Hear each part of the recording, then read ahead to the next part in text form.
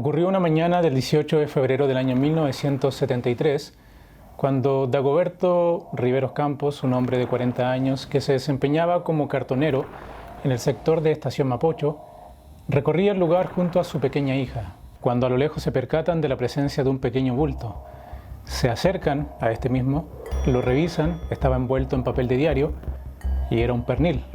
Dagoberto dijo de inmediato: esto es un regalo del cielo, ya que básicamente por la época era difícil para ellos conseguir algo como eso o un pedazo de carne. Le pidió a su propia hija que fuera a casa, le avisara a la mamá y que preparara algunos sándwiches porque él iba a estar esperando junto a los demás cartoneros, y mientras esperaban también se servían una copa de vino.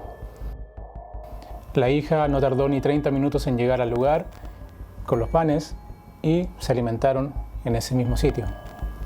Pasaron algunos minutos y se dieron cuenta que el pedazo de carne era muy grande, el pedazo de pernil, así que decidieron venderlo porque ellos no tenían un refrigerador para conservarlo. Lo vendieron a una vecina, o al menos lo intentaron, ya que la vecina se dio cuenta de algo bastante macabro.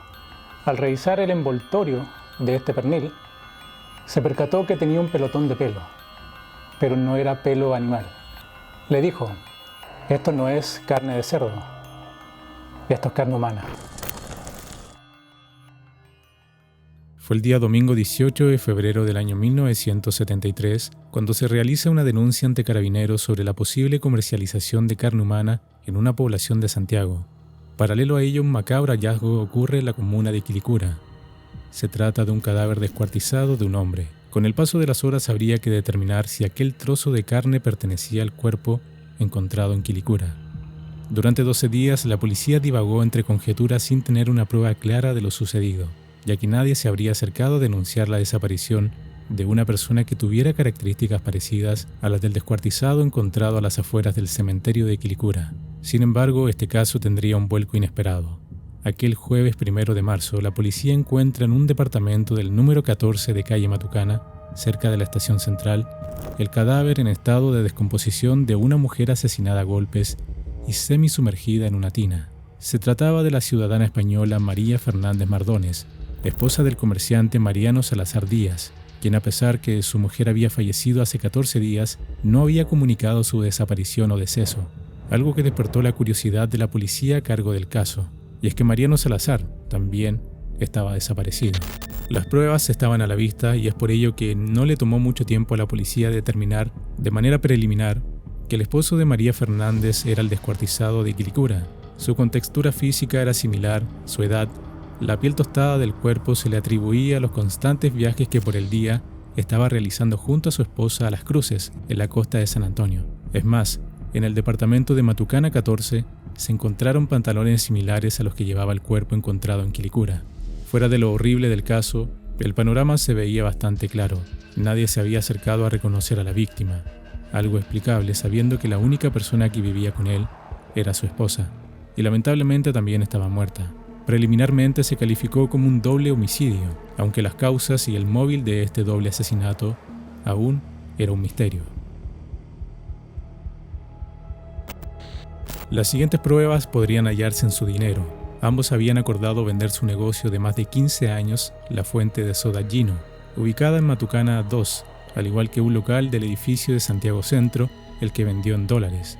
También algunos muebles y otras pertenencias con la finalidad de reunir ese dinero y establecerse en Ecuador. Aquel viaje estaba planificado para el 18 de febrero, el mismo día en que fue encontrado el descuartizado. Si bien luego se comprobó que Mariano Salazar compró pasajes, a medida que los días avanzaban, el caso del misterioso cuerpo descuartizado encontrado a las afueras del cementerio de Quilicura se tornaba cada vez más extraño. Había algo que no encajaba. Si el móvil era el robo, ¿qué sentido tiene el descuartizamiento de la víctima? Si aquel tronco fue dejado a la vista de todos, ¿por qué si se trataba de evitar que identificaran a una de las víctimas, se dejaba identificable a la otra y en su propia casa? Debido a la perspicacia de la policía, se anunció que, casi por sorpresa, que este caso presentaba un nuevo vuelco, afirmando que la primera versión era equívoca. Por intermedio de sus familiares supimos que había sido operado de apendicitis en 1958 y de hernia inguinal izquierda en 1971. Se ubicó la fecha clínica identificándose al médico que efectuó las dos operaciones, quien luego de ver el tronco encontrado en Quilicura estableció que no correspondía a Mariano Salazar. Desde ese momento, Mariano Salazar pasó de ser el descuartizado a ser el descuartizador de Quilicura. Está a la vista que los dos asesinatos hay una estrecha relación. En el departamento de Matucana 14 no hay señales que el descuartizamiento se hubiera efectuado allí. No habían rastros de utensilios que supuestamente se utilizaron en tal macabro hecho. Claramente se necesitó de un vehículo para abandonar el tronco, vehículo que Salazar no tenía, aunque se encontró una licencia de conducir a su nombre, al igual que sus pasaportes. En el departamento todo estaba en orden. Sin embargo, faltaban $10.000 y algunas joyas de María Fernández.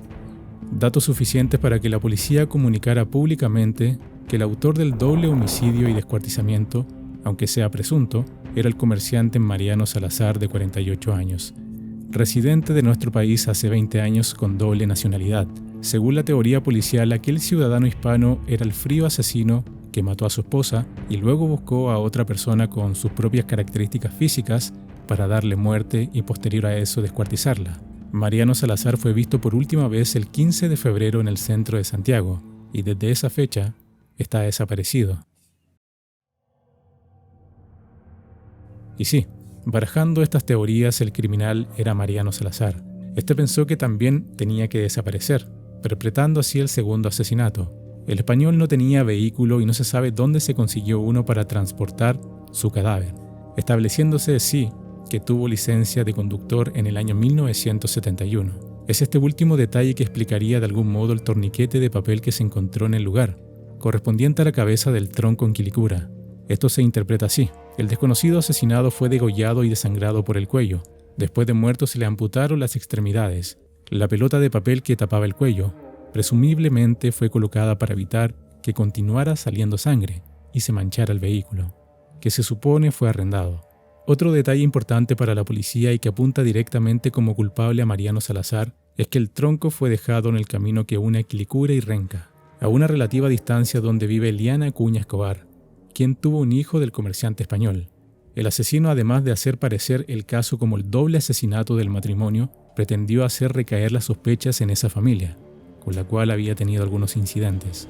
Entre la lista de sospechosos entregados por la familia de Salazar figura también el carnicero Humberto Barrera Fuentes, que tenía su local en la calle Arica 3541. Este comerciante abastecía de carne a la fuente de Sodallino y últimamente entregaba de forma periódica el producto al español para su consumo personal. La familia del comerciante español, en su afán por librar a Mariano Salazar de la culpa de ser el descuartizador, doble homicida de su esposa con golpes en el cráneo y de un personaje de su misma contextura, hasta ahora oficialmente como NN, señalaban con dedo acusador a María Eliana Acuña. La mujer tuvo un hijo de Salazar, pero este nunca lo reconoció. Según la familia Salazar, María Eliana varias veces amenazó de muerte a Mariano. Mariano Salazar llegó a Chile hace 20 años procedente de la localidad de Villabasil de Loza, provincia de Burgos en España. Llegó pobre y sin empleo y comenzó a trabajar como aseador de la librería Aurora, ubicada donde actualmente se encuentra la ferretería San Luis en Vicuña Maquena y 10 de Julio. En 1954 conoció a Eliana Acuña Tobar, empleada en ese entonces de un negocio vecino, y con ella inició su romance. Era muy bueno conmigo, recordó la mujer. Cuando tenía algo de dinero me invitaba al cine o a comer. Yo no tengo nada que decir en contra de él en ese momento. Cuando pasó un tiempo quedé esperando un hijo de él. Cuando supo, lo primero que hizo fue exigirme que me hiciera un aborto, e incluso se consiguió dinero para ello. Yo me opuse. Le dije que trabajaba y que ganaba lo suficiente para mantener al niño, pero sin embargo me dio en 3 oportunidades plata para que abortara. Yo se la recibía, pero con ella compraba ropa para mi hijo que estaba por llegar. Cuando mi embarazo estaba más avanzado, dijo que iba a reconocer a nuestro hijo, pero de mal modo. Yo siempre tuve la esperanza que él lo querría, a medida que el niño fuera creciendo. Pasado un tiempo lo demandé por pensión de alimentos. Él ya no trabajaba en la librería Aurora, ya tenía dinero. Contrató abogados y a mí por extraña razón nunca me llegó la citación del juzgado. Cuando fui a preguntar, el proceso estaba cerrado porque yo nunca había comparecido. Yo trabajaba en el negocio de Luis Molinuevo, también español y amigo de Mariano. Estuve 11 años con él, me ayudó mucho. Los dos viajaban después a pasear a España y don Luis le presentó a María Fernández. Él mismo me contó después que Mariano se iba a casar y me aconsejó que le escribiera a la novia diciéndole que yo tenía un hijo de Mariano. Y así lo hice. pero Mariano lo negó rotundamente a su familia. Cuando el niño empezó a crecer y a preguntarme por su padre, decidí llevarlo para que lo conociera. Fuimos con una vecina hasta la fuente de soda Gino y nos sentamos alrededor de una mesa. Él no estaba, pero cuando llegó y advirtió nuestra presencia, ordenó a los garzones que no nos atendieran. Fue entonces que tuvimos una violenta discusión. Yo casi le lanzo el aparato donde se ponen los rollos de la registradora, pero me retuve. Todo el incidente lo vio mi hijo y antes de retirarme le dije: «Ese perro que está ahí es tu padre». Así conoció mi niño a su padre. Después de esa oportunidad, lo vi hace 3 años y nunca más supe de él. Cuando ocurrió todo esto del descuartizado, yo estaba veraneando en Traitraico, cerca de Coñaripe, en Villarrica. Al enterarme por los diarios que Mariano había sido asesinado, lo único que pensé fue lo siguiente: que Dios lo perdonara. Lo que más me ha dolido es que su familia haya sospechado de mí y mi esposo. No me explico cómo pueden pensar una cosa así. En cuanto lo supe, fui a la librería de Jesús, pero estaba cerrada. Yo pensaba salir fuera de Santiago nuevamente, pero no lo haré, hasta que quede definitivamente aclarada nuestra situación, en este caso en que se nos ha pretendido involucrar. Nosotros ya nos habíamos olvidado que Mariano existía, y ahora vuelve a meterse en nuestras vidas de una forma tan horrenda, sobre todo pensando en el daño moral que esto le puede causar a mi niño, que solo tiene 13 años. Yo soy el hijo de Mariano Salazar, llevo su mismo nombre, aun cuando nunca me reconoció. Esto lo supe cuando tenía 7 años, en una ocasión que escuché a mi madre que le contaba a una vecina. Yo le insistí a mi mamá que me llevara donde él, porque quería conocerlo. El muy canalla nos negó vendernos bebidas y nos echó del local. Yo nunca lo quise porque antes que yo naciera le dio plata a mi mamá para que me matara. ¿Cómo lo voy a querer? Él no fue lo suficientemente hombre para reconocer que yo era su hijo. He estado leyendo los diarios, ellos nos acusan, pero cualquiera puede comprobar que nosotros nos fuimos a Villarrica el 23 de noviembre y regresamos el 23 de febrero. Ahora se dice que él no es el descuartizado, sino el asesino. Yo prefiero que esté vivo, que lo tomen preso y que lo sequen en la cárcel para que se pudra.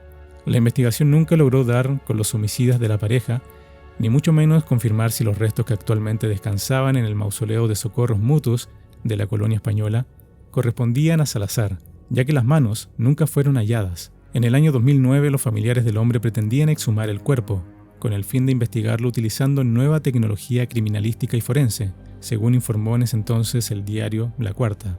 Sin embargo, dicha diligencia nunca se concretó, convirtiéndose este en uno de los casos no resueltos de la justicia chilena y considerado por muchos como el crimen perfecto.